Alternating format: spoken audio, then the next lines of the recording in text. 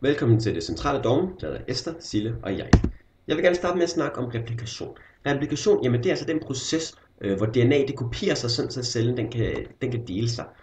Og replikation, det begynder ved, at der er nogle specifikke DNA-sekvenser, som kaldes origin of replication, hvor der efter det her, jamen så kommer der altså en åbning af DNA-helixen.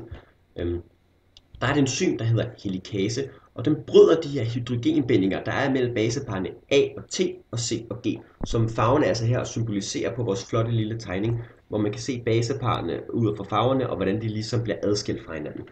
Når det skal ske, jamen så vil DNA-stringene altså adskilles, og hvilket danner det, man kalder for en replikationsskaffel. Og modellen her, det viser altså, hvordan DNA'et det bliver åbnet, så den måde, den er foldet på så fint. Efter det, jamen, så kommer der altså en stabilisering af enkeltstring, hvor SSB-proteiner binder sig sammen til de adskilte DNA-streng for at stabilisere dem og forhindre dem i at lukke sammen.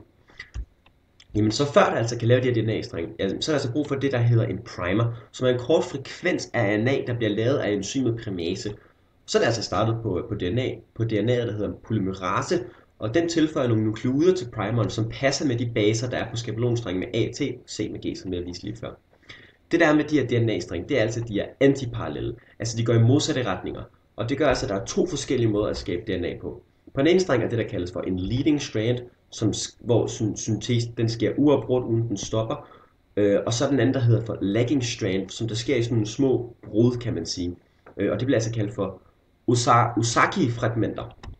Og til sidst, når begge strenge altså er blevet færdige, jamen så bliver deres fragmenter ligesom bundet sammen af enzymets ligase, som det hedder.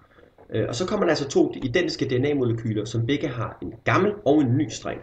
Og så er DNA'et altså blevet kopieret.